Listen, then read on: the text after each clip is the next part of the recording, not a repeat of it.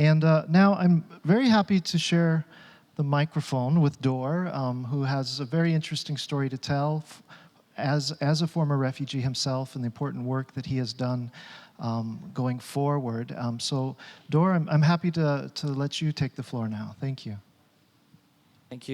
Thank you, Dane. And thank you all for giving me this platform to be able to talk to you this evening. My name is Dor Akech Achiek, Youth Projects Coordinator at Settlement Services International, SSI, a community-based organization in Australia that offers a range of settlement services in the areas of humanitarian support. I facilitate youth leadership and life skills development, youth empowerment and advocacy for youth inclusiveness in program design, planning, and delivery.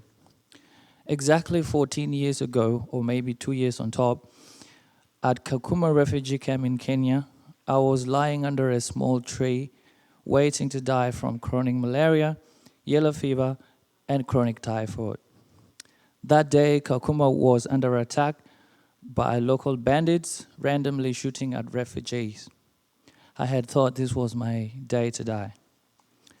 But today I'm a professional with a master's degree, a bachelor degree, 2 diplomas, and 11 years in field experience in humanitarian settlement and community services sector.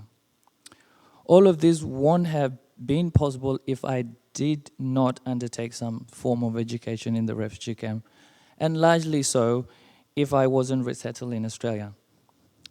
As a former South Sudanese refugee, my experience is that education has not always been about formal curricula. It's about establishing inclusive educational system that incorporate both formal and non-formal approaches.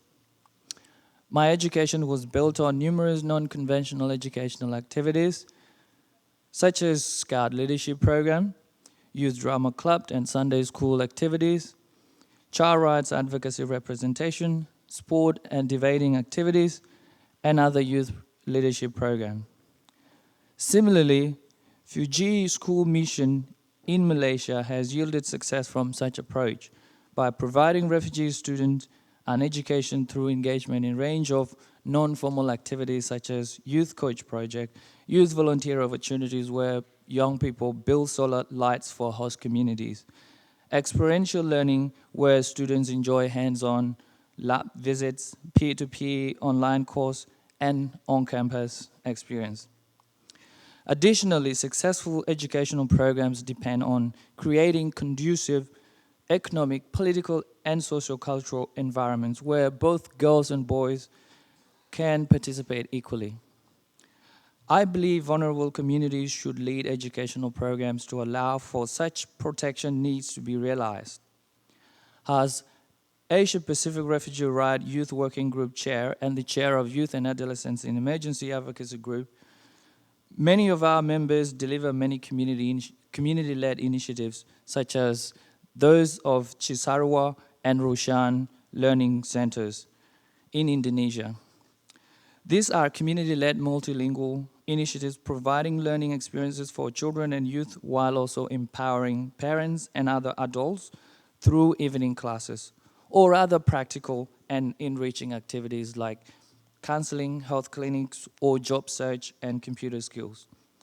Education should provide non-conventional programs, be it to impart physical, natural, human, financial, social, or political capabilities, assets, and capacities required to maintain and obtain access to resources necessary to survive vulnerability or even sustain them for the future use.